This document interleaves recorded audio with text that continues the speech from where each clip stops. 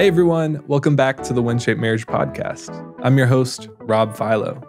Today on the podcast, we're going to be talking about pornography. Now, I know what you're thinking. Talking about porn is weird or uncomfortable, or maybe just something that doesn't need to be talked about. But the data on this is pretty convincing. Nearly 2/3 of Americans have reported viewing pornography, and around 53% of Christians say it's something they wish the church talked more about. Now, we know pornography doesn't just impact you. It impacts those around you, your community, your perspective, even your marriage.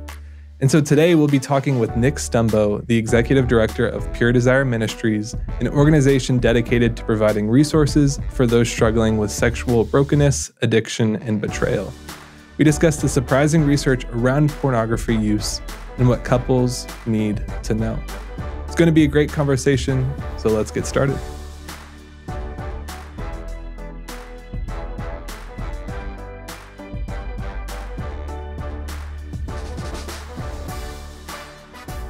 Nick Stumbo, thank you so much for joining us today on the WinShape Marriage Podcast. We're super excited to have you. Glad to be here. Thanks for having me. Now, Nick, for our listeners, could you tell us a little bit more about who you are and what you do? Yes, my wife and I, Michelle, live in Gresham, Oregon. We have 4 kids, ages 20 down to 13. So our life is very busy and active, and I'm the executive director of a nonprofit ministry called Pure Desire.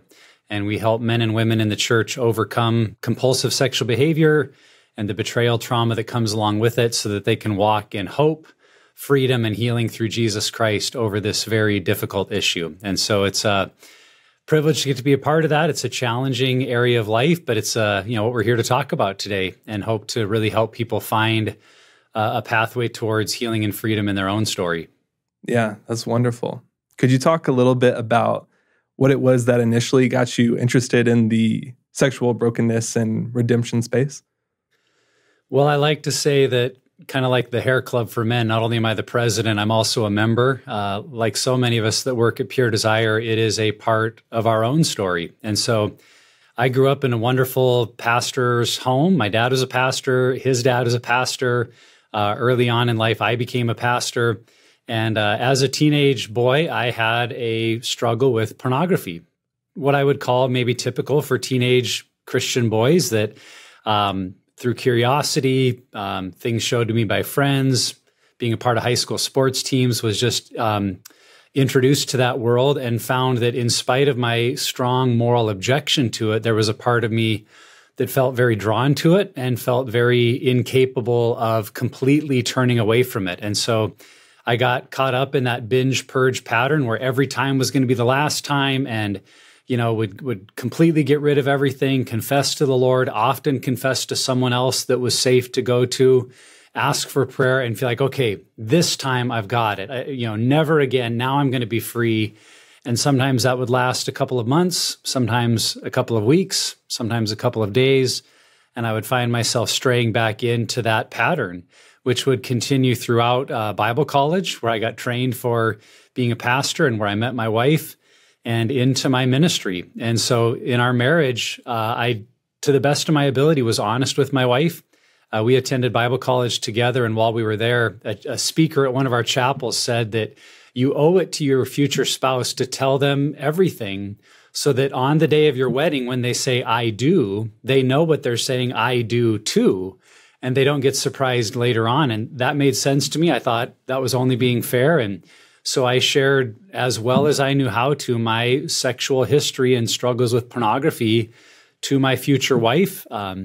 She was very naive and very shocked, but also very understanding and grace-filled. And she said to me that night, we're 21 years old. We're dreaming of this life together. She is wonderful and beautiful and everything I had dreamed my wife would be. And she said, why don't you just promise me that you'll never do these things again? And I remember saying to her on that night, honey, I really want to make you that promise, but I feel like I've made that promise to God and myself and others many times before. And as hard as I try, it has a way of coming back into my life. And so I'm going to do my best, and I hope it never happens, but I don't know if I can make you that promise. And as I look back now with what I know about this whole area and about addiction and our brains and the way our bodies were designed by God to work and the way that sin and Satan have hijacked those processes, that I was at that time already using the language of addiction, that I was acknowledging there was a struggle in my life that I felt powerless to stop, even though I desperately wanted it out of my life. And so with that, promise to my wife, I'm going to try really hard, we entered into marriage, and I continued to struggle. And so a few times a year, I would come back to my wife and say, hey, I'm so sorry. This is still happening, but it's not about you. It's not about our marriage. In fact, we had a very good life, sexual connection, very good physical intimacy. And I would say it's not because of that. It's this problem I've had since teenage years, and I'm working really hard to kick it. And this is the last time. And here's why this time's different. And I did that for 10 years. And after 10 years of that, my wife was pretty much done, because she said to me, it's not that I hate you, but I hate the way this makes me feel. And because I don't know if it's ever going to stop, you've promised me 100 times it's the last time, and it never is. I don't know if I can stay around for that much pain.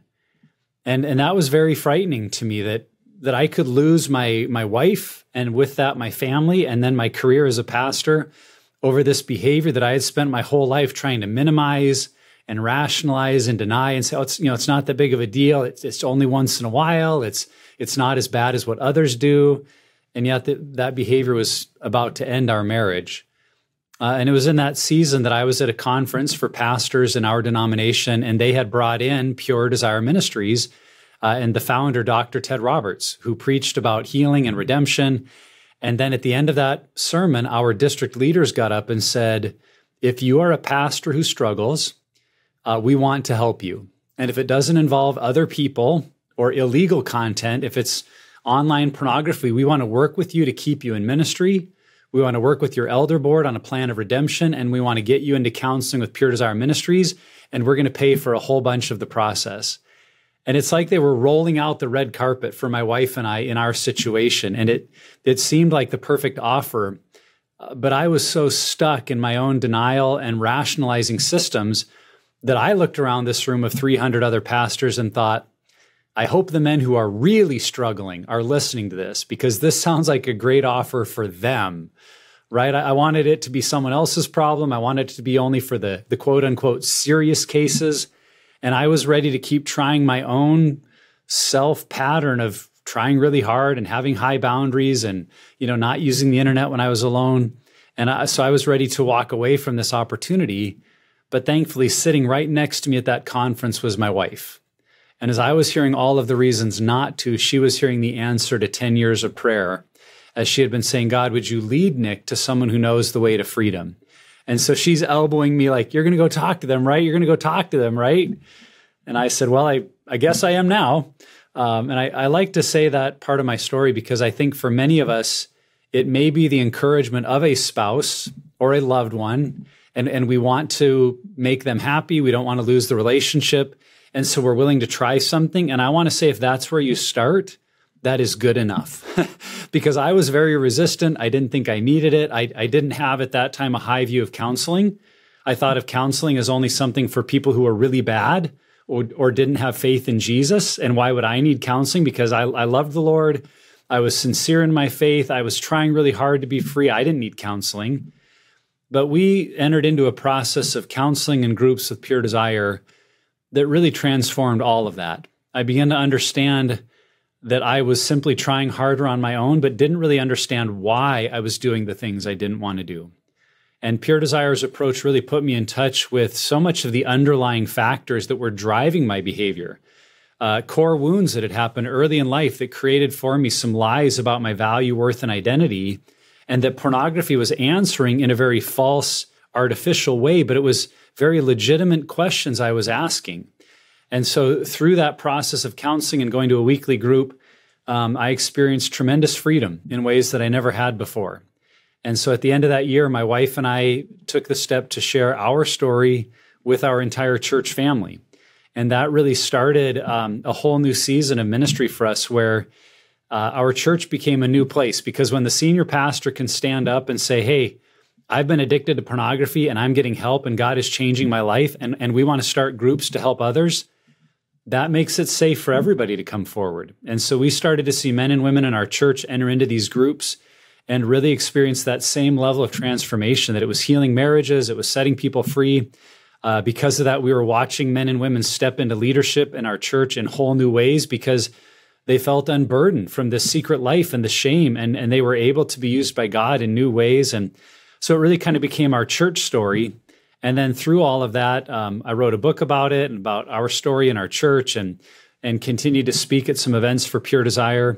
And one thing led to another. And in 2016, I became the executive director, as our founder, Ted Roberts, has Parkinson's and needed to transition leadership to someone else. They felt that I was the right person. So that was 8 years ago that my wife and I made that move from traditional pastoral ministry to a new kind of ministry and leading Pure Desire, and ultimately at the heart to try to help other people with our own story. I feel like that's one of the things God said to me early on, is he said, Nick, if you will be faithful to tell your story, I will be faithful to use it.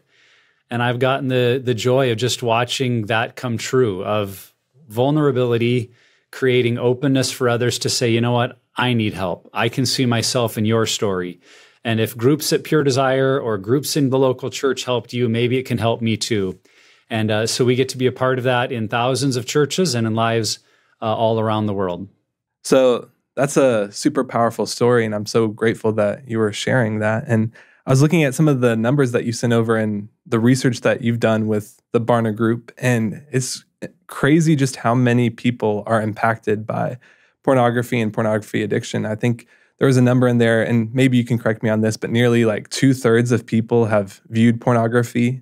And so it just speaks to how many people listen to that story that you shared and probably relate to elements of it. But if you're okay with it, I would love to dive into some of those numbers and some of the research that you found and talk a little bit about what your findings were. First of all, this study that you did with Barna, kind of what was the inspiration behind what you guys did? Yeah. This is a big problem, Rob, and I think we see it as a ministry. We believe it's true, but we know that for our culture in many ways and in many churches, it's a very difficult topic to discuss. It's challenging to know where to begin. You know, when does it become too personal or too adult themed or too messy? And in general, we avoid it and hope people are getting help. And so that really motivated us to say we want to create a spotlight on this topic, if you will, to help pastors and parents and leaders see that this problem is not going away. And in our internet age, in a sexually saturated culture, the problem is only getting worse. And if we're not able to offer men and women healing resources, they will continue to struggle, usually in isolation and shame. And so we partnered with Barna because, you know, they're the experts at data, and we feel like when you hear data, that's difficult to argue because the data it's a number. It is what it is. And it challenges us to deal with that reality, hopefully with new resources and new motivation. And so as you quoted, yeah, the general population, so there was categories within the study that you could look at the general U.S. population, and then you could break it down by practicing Christians, which would be people that acknowledge their faith is important to them and they go to church regularly. Then they're defined as a practicing Christians. So among the U.S. population, it's nearly 2/3, 61%, and that includes men and women, say that they view pornography. And we would be hopeful that within the church it'd be much, different, or the numbers would be better, and they are slightly better, but it's still 54% of practicing Christians, men and women combined, would say to some degree they're viewing pornography. And in my understanding, it is the first survey that would suggest a majority of U.S. Christians, people that attend church on a regular basis, would say, yeah, I'm viewing pornography to some degree. And that really goes back to our hope with the study is we wanted to create that urgency to say if a majority of our people are being impacted by this, why are we not talking about it? Why are we not offering ministries? Why are we not making this a major part of how we help people? Because a majority of our people are saying, I need this help. And yet in so many churches, and I don't say this as a criticism or to condemn the church, because I love the church. And I believe the church is God's plan in our world, and it is the right place for people to get help. But the stark reality is that in most churches, there simply is nothing offered, nothing said about this topic.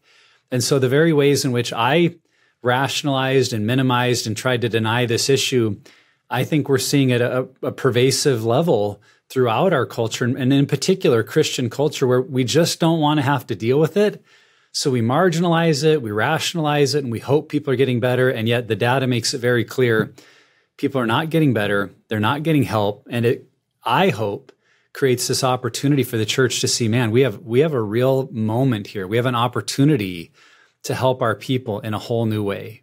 Yeah, that's super interesting, the comparison between Christians and non-Christians. And I'm curious, as you're doing this study, were there any characteristics or things that stood out as you were comparing people with Christian backgrounds versus non-Christians?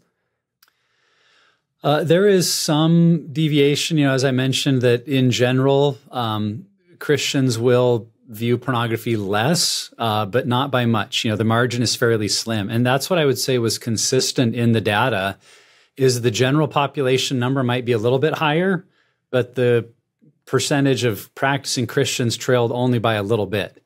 And I think that is convicting and ought to be compelling, because we look at our world and it's obvious, right? Like the nature of television shows coming out and on streaming platforms now, the reality that you can pretty much find anything you want at any time. I mean, pervasive sexual content is only a click away for any one of us. And we hope that in our moral character and the strong values we have as Christians, that we'd be able to resist that pull. But there's a reality there that we are also flawed, sinful human beings. And I like to say that even if 95% of the time we as Christians might make the right choice and be people of integrity, if 5% of the time when we're feeling weak and we don't really care and we click on something we shouldn't, that's all it takes for it to become a pattern. And so I think the data really reveals that. We do also see, because we asked a number of questions specifically of practicing Christians in regards to, like, who do you feel comfortable talking to about this topic? Does anyone in your world know that you're struggling? Is anyone helping you? And those numbers among Christians, I think, tell a very compelling story. So for practicing Christians, they were asked, who do you feel comfortable talking to? The number one answer was a counselor, which might make sense. And the number two answer was a doctor, which, if you think about it, those are both paid professionals whose job it is to hear of our struggles and offer us some solutions. If you want to know where their pastor or spiritual advisor ranked, you have to go all the way down to number 9 on the list. Wow. And only 11% of practicing Christians said that they feel comfortable talking to their pastor about this struggle. And I just look at that and say, that's our opportunity. Yep. Because a pastor, a spiritual leader, a person of grace who knows the word of God and the love of God ought to be our number one go-to to say, man, if you have a struggle, that's why they're there, to pray and to support and encourage. And yet we've created an environment, I think, particularly for Christians, where this feels like the taboo topic. And so that might be a difference that comes out kind of subtly in the data, that if you're not a practicing Christian, if you're not a person of faith, this topic it's less taboo, it's less concerning. It's like, well, yeah, doesn't everybody do that? It's part of our world. And so when you ask Christians about their experience, you see numbers that suggest there's a lot more hiddenness and secrecy and shame, which frankly just contributes to the problem, because pornography and compulsive sexual behavior thrives in isolation and secrecy. And so for those that are outside of the church, they maybe don't feel that level of secrecy about it, but then they lack the conviction maybe to make any sort of change. So I think it's very revealing what comes out in the data, and again, suggests that the churches really can be that safe place for community and openness around this topic. Yeah, and that's interesting, because when you hear Christian versus non-Christian, as a Christian, you think Christians should have a natural support system, like a really built-in, like, hey, you don't have to go to a doctor or a counselor. You have a community of people that you can go to. And so it is interesting that that secrecy point does stick so much. Yeah. Could you talk a little bit about, when it comes to secrecy, like, why are people so afraid of going to community with this issue? I think in some ways, Rob, that's the nature of much of the Christianity that we have inherited and grown up in our culture. that sexuality is the topic no one really learned how to address or to talk about. Now, I'll say anecdotally, when we do conferences, we will ask people, how many of you grew up in homes that talked openly about sex in a positive manner? And without fail, less than 1% of the audience will raise their hand. So if 99% of us are growing up in homes that really don't talk about sexual content, and the vast majority of us go to churches that don't address this either, it's no wonder that when we struggle, we feel like the culture says we don't talk about this here. In fact, one of the questions was asked, does your church have a plan or a ministry to help people that struggle with pornography? And only 10% of people said that their church had a ministry or a plan. Yeah. What's interesting is that pastors were asked that same question because we did a survey just of pastors. Only 9% of pastors said their church did. So 1% people were more confident their church had a plan than even the pastors themselves. But it just speaks to the nature of we don't talk about this. A couple of other questions that were asked. Among those who said, yes, I'm viewing pornography to some degree, they were asked a follow-up question, does anyone know about your pornography use? And then they were given all of the answers, friend, pastor, adult I don't know, a support person, accountability partner. And then they were also given the option of no one. And 48% of practicing Christians said no one knows. So nearly half. For every person we know that struggles, there's at least one other person that has never told anyone. Yeah. And then they were also asked a follow-up question, is anyone helping you in your struggle? Is anyone helping you avoid pornography? And again, they were given all of those possibilities of people that could help them. And 84% of people said no one is helping me. And so by and large, this is a topic, whether intentionally or unintentionally, the message communicated has been, if you struggle with this, go get help, figure it out on your own. I mean, even sending someone to a counselor, which might feel like a good step because counselors are often equipped and trained to help us, there's also a shadow side of that because it says, go outside of our community to a confidential person that doesn't know you and will never tell anyone, share all of your stuff with them and get better, and then come back here and don't talk about it because we don't really deal with that here. Now, I don't think that's our heart. I don't think that's what we mean to say to people. But if sending people to a counselor is our only strategy, that may be the culture of silence that we are actually creating in our churches. Yeah, that's super interesting. And that's a great point of how can we have those conversations in the body of Christ so that people feel open and welcome to have those conversations. But now, one of the things that kind of stood out to me as I was looking over these numbers was the idea of pornography and its impact on mental health and well-being. Could you talk a little bit about what you saw there? Yeah, that was one of the adjustments we made. This survey had been done in 2016 with the Barna Group and Josh McDowell Ministries. And they didn't ask as many questions about other life factors, but we felt we wanted to really get a holistic view of what impact does this have on us? Because I think there is a struggle or a misrepresentation we have regarding pornography that, it's just pornography, but it doesn't really impact my real life. No one needs to know what's the big deal. And so we asked questions about relationships and about mental health. And people were given questions regarding their level of anxiety, depressive thoughts, self-criticism, and even thoughts of harm to self. And then you could correlate, how much pornography did they view to their mental well-being. And across the board, the more pornography someone was viewing, the more unhealthy they were in those categories. And if you look at the graphic, which, I don't know if you guys put any of those up in your podcast, but you could put that graphic up. Yeah. It's just like this line that shows a daily pornography user is the most unhealthy.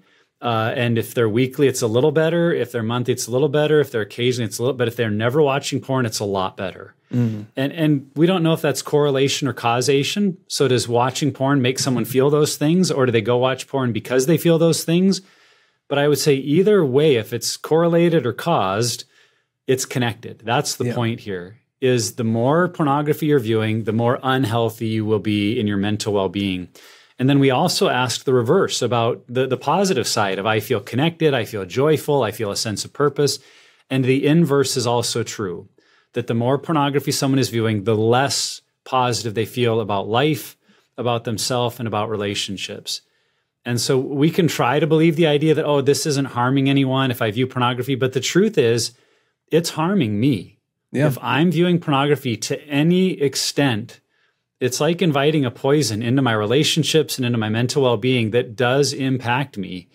And again, my hope is that some of the sobering truth that we look at and go, okay, we need to have more conversations about this. We need to quit kind of shoving this off to the sides and hope it gets dealt with. We need to really be willing to talk about it because it's impacting us on so many levels. Yeah. And it's only natural to connect the dots and say, okay, this is impacting me. It's only natural to say, okay, it probably is impacting the people close to me. And so I think about how pornography use in particular affects marriage. At WinShape Marriage, we're a marriage ministry. And so we love addressing, marriage and the different dynamics at play. And I'd love to talk a little bit about pornography use and its impact with your spouse. It sounds like you had a little bit of a personal example here, but could you talk about that a little bit? Yeah, very much so. And I would take listeners back even to the book of Genesis and to think about our creation story as male and female in Genesis 1 and 2, that God said in Genesis 1, in his image, he created them male and female. And so there is something about our sexuality, about our gender that is uniquely divine in its maleness and in its femaleness. And I think that's so powerful to think about, because if somewhere in our maleness and femaleness is hidden or tucked the identity of God, then wouldn't it make sense that the enemy of our souls, the great deceiver, would try to plant lies and wounds and shame in that very point? And so many men and women in their sexuality have a level of shame, fear, or brokenness that then they take into a relationship with another human being. And it's what we see in Genesis 3, that when sin entered the world, what happened to Adam and Eve is not only did they hide from God, but they covered their bodies, which was really separating themselves one from another. That even though they were complicit together in eating of the fruit, it impacted their relationship with one another, because in Genesis 2, they're naked and unashamed. And it's this beautiful picture of true intimacy. Just a few verses later, now they're covered up and filled with shame. And so that reality enters into marriage relationships, even if we feel like, well, we've got a great sex life and, everything else is good, but I've got this hidden problem that I don't really tell her about. It's creating hiddenness. It's creating separation. It's creating that opportunity for other kind of things to get in there. And, it's like grist in the mill, if you will, that it's sand in the gears, that everything else is just becoming more problematic. And that's very much the way I describe it in our marriage, that we had the kind of issues that a lot of married couples have, that we didn't see eye to eye on finances. We didn't always agree on how to spend our vacation, because how do we visit both families? And they lived very close to each other and equal time. And those are the kind of things that couples can argue about. But it felt like all of it was amplified in our life. And when we walked through this process with Pure Desire and began to address some fundamental issues about the way I viewed myself, the things I would do for self-protection, the things that would trigger my sense of worthlessness or fears or anxiety, and then how I would react to my wife because of that, it was all tied together, and it was all tied into why I would then seek out pornography. And so I think that may be helpful for couples to think about that have maybe grown up in a world that says, oh, it's just pornography. Yeah, it's sinful, it's lust, it's wrong, we shouldn't do it. That there is much more of a relational dynamic to it than we realize. Because when we're engaging in something like pornography, it's not just about the behavior itself. In fact, one of the things we like to say here at Pure Desire is that sexual addiction is not about sex, that we are not pursuing the addiction because of a lack of sex or the need for sex. It's actually an intimacy disorder. It's because we don't know or haven't been trained how to find true intimacy with God and others, and in particular our spouse, that then we're open to seeking out this very false, artificial intimacy. So when you think of it from that view of our creation story and how sin mars our sexuality, it deeply impacts the intimacy that we are meant to have as a married couple. And I would want to say to someone, because this is very much my story, I knew I had a problem with pornography, but I thought my marriage was mostly good, and I just needed to fix this problem.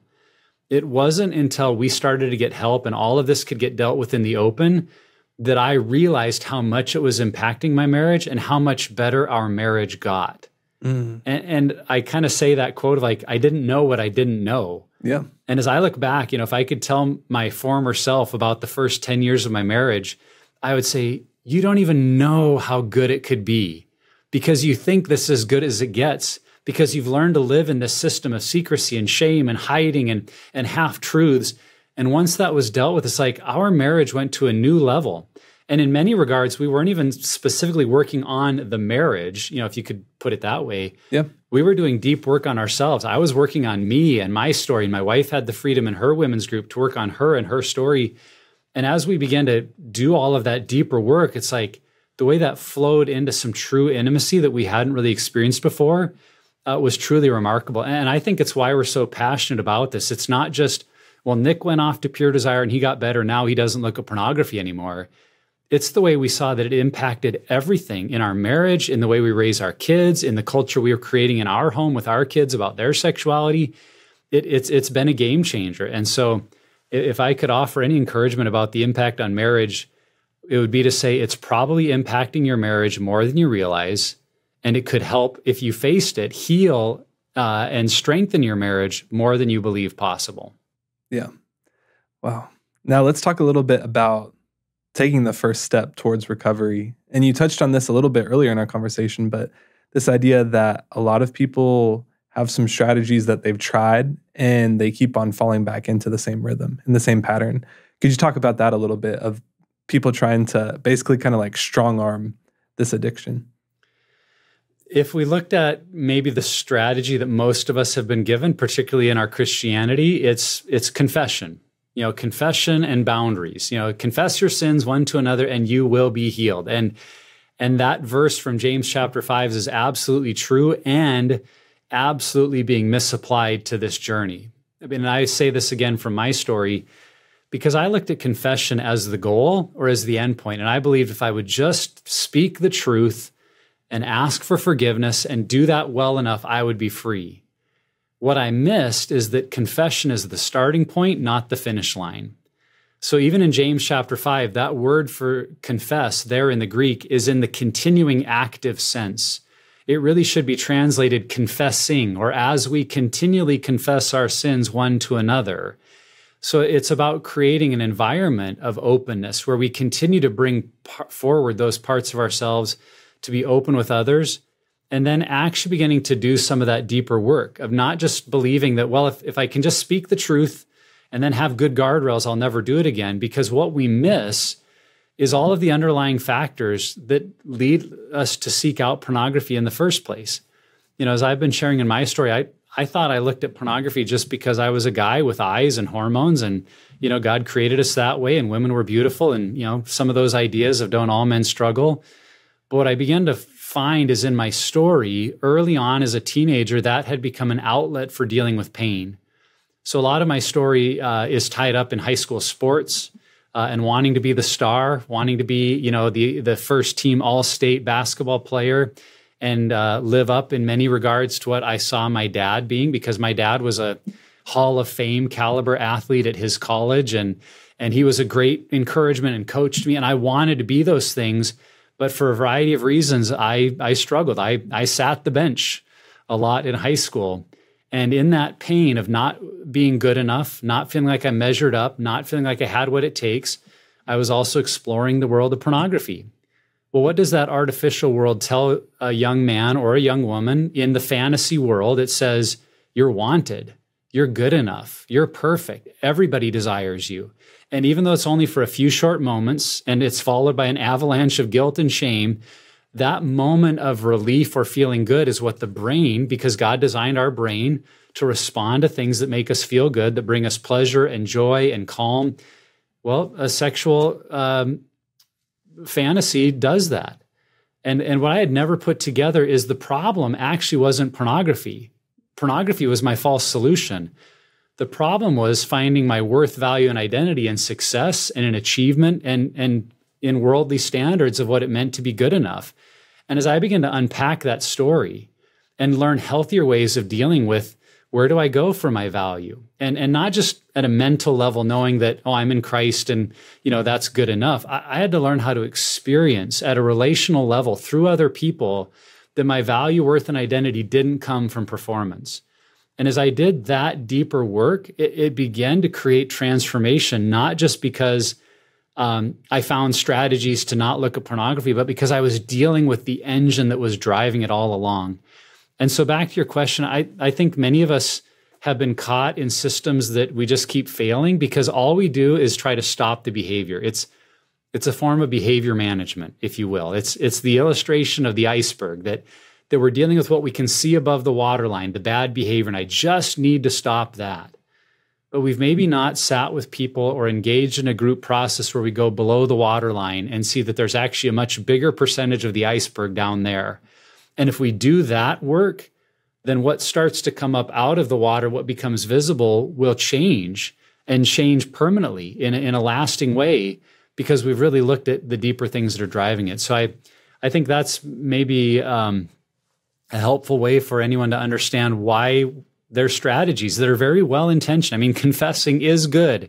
Yeah. Having accountability is good. I've got accountability software on my phone and all my devices to this day, 14 years into my recovery journey. All those things are good, but in and of themselves, they're behavior management. And if we want to see transformation and freedom, we've got to go deeper. We've got to go into our story, and we've got to understand the engine that's driving this whole thing. Yeah. And for those listening that might say, I'm at that same point. Like I'm stuck. I'm trying to, guard my behavior. I'm trying to have all these apps or things. What advice would you give to them now? Like what's a good starting point for them? Is it seeking counseling? Is it talking to a pastor? What's the best next step? Rob, I think of a guy who shared his testimony on one of our video series, and he said, in sincerity to the camera, I had tried everything. Well, actually, I had tried everything on my own. He said, but I had never tried the kind of group and community approach that Pure Desire was asking of me. And I think that's where I would start, is most of us have tried very hard on our own, or the level of community that we've engaged in has been more around the behavior. I find that even for Christian men and women, the typical accountability group involves showing up on a regular basis to answer the question, did you act out this week or not? And if we had a good week, we're all like, all right, good job, keep going. And if we struggled and had a bad week, we confess, we're prayed for, and we go out to try harder. But we're still, as you and I have been talking about, we're still focused on the behavior and not the deeper roots. And the kind of community that I would invite people into is you've got to be in an environment that is consistent enough, safe enough, with enough structure around it, that you don't just tell about the current part of your story, that you bring everything to the surface. My first group experience was very disarming for me. Ted Roberts, who was one of my counselors, the founder of the ministry, he said, Nick, if you're going to find healing, you have to be in a weekly group. And I argued with him. I was like, I don't have time for this. I've got 3 little kids. I was a pastor. I was a high school cross-country coach. We had small group. I'm like, Ted, can't I just come to counseling with you and we'll fix this, you and I? And he said, it won't work because you'll still be in secrecy and isolation. You have to do this group. And so I remember the first time I went to group, I had been dreading it all day. I didn't want to meet more people. I certainly didn't want to tell them all of my stuff. And I was determined to go to that group and just do the bare minimum. And yet as I joined the group and I heard other men really talking without shame about their whole story, where they were first exposed, what had happened in their teenage years, things that they had done, and putting their whole story together, I found myself drawn into that. And I began to tell my story and tell parts of my story and details of it that I had never spoken to another human being. And when the shame in me would rise up and I would be ready for people to be shocked and say, what were you thinking? Or how could you? Or you're a pastor and you were doing that. None of that happened. What would happen instead was men saying, wow, we're so proud of you for sharing. We love having you in our group. Thanks for being here. Thanks for doing the work. Thanks for your honesty. And it's like something in me started to shift, that all these fears I had, that if people knew the worst of me, they would reject me. Instead, this group was hearing the very worst of my story, and they were loving me, and they were affirming me, and they were helping me experience, I think, the love of Christ in a way that I had never experienced before. And I say all that because I think many of us in our story are trapped in the specifics of it. There's a saying that says the devil is in the details. And what is meant by that in recovery is there are details of our story that we feel like, well, if people knew that, if they knew I liked that or had done that or had crossed that line, they would reject me. And that's the places we need to go, because when we can tell others about that and still experience love and grace, then we can really begin to face the whole issue and move forward. And so stepping into a group like Pure Desire offers, it's not just a weekly accountability group where you show up and talk about your week. We actually take people through a pretty intentional process of engaging with curriculum that invites them to go through their story, to go through all the pieces of their denial structure, the lies they believe, the pain points from their past, and to put it all together into a game plan of living a different kind of life. That's one of the things we say, that we're not here just to stop a behavior. We're here to change the way you do life. And when you change the way you do life, then you don't need that behavior anymore. And so finding a group like Pure Desire, and I'm thankful there are other ministries that do some similar group work that really take you through a process. With us, it's going to take about 8 or 10 months to go through a group. And people feel like, well, that's so much time. Can't we just fix this faster, get it done sooner? And I'd say you can try, but we're talking about brain change here. And lasting brain change is a process. And even when the change happens, we find that for people in groups, within the first 60 days, they're experiencing incredible change of the behavior. But if we think, well, I'm good, it's a little bit like wet cement, that it can easily be molded back into a shape that is unhealthy or back to those old patterns. And so the consistency of walking in that change over time is what creates lasting change. And so I would invite someone listening, if they have never had an experience like that, because I hear that a lot from people, like, oh, I've tried everything. Yeah. But back to the story of the guy in our curriculum, it's like, well, I haven't really tried that. Yep. Then it's worth exploring. And I say to people all the time, if you could go a year from now and you were walking in lasting change, would it be worth it?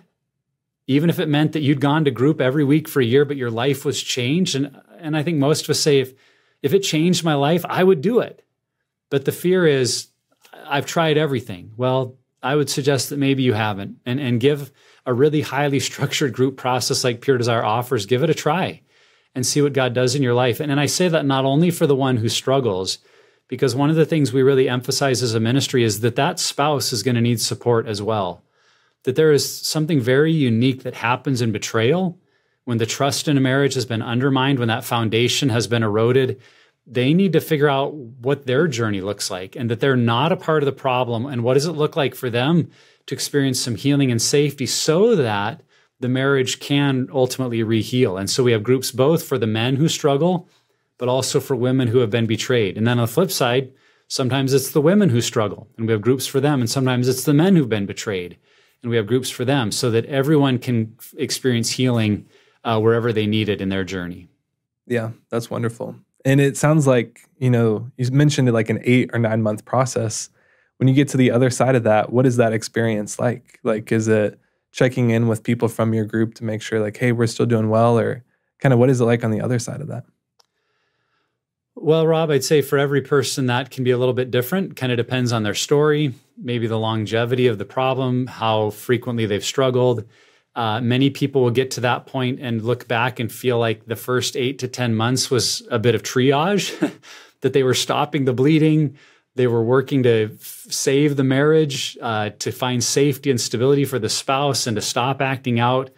And they'll go through it a second time, like the physical therapy that happens after we've been in a significant accident. There's the initial recovery, and then there's the long journey of learning to walk again. And so some people find that need of, I need to keep walking in this to really grow. And the second time through the material, they say it was like a totally different group, because now I wasn't just so fixed on the crisis.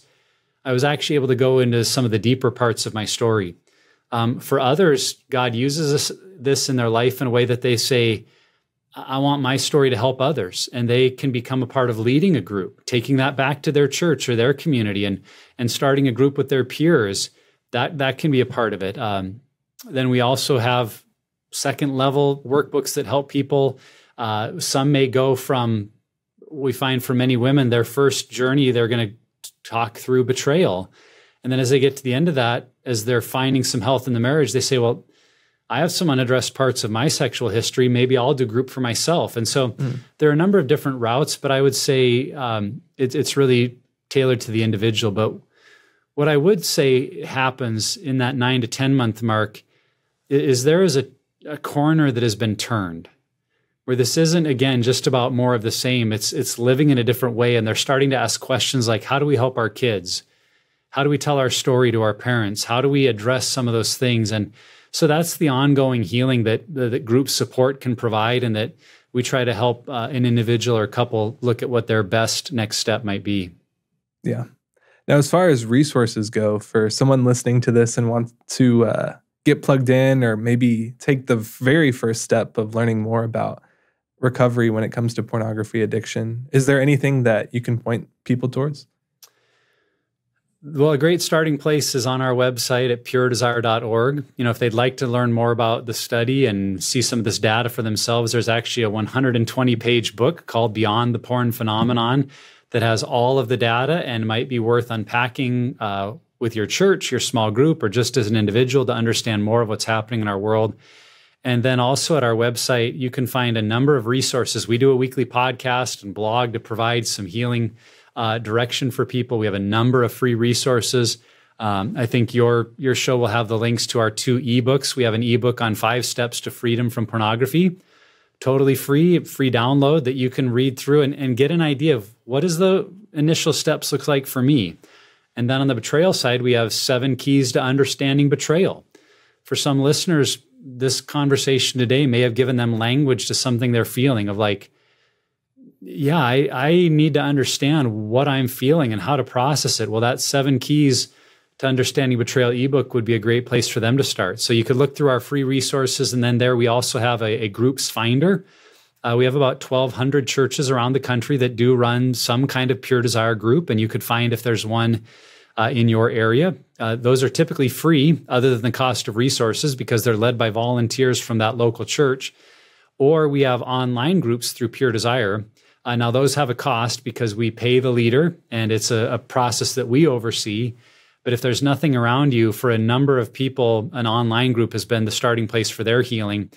And that added level of confidentiality that I'm not going somewhere in my own community. I'm able to join securely online and go through a healing process with others.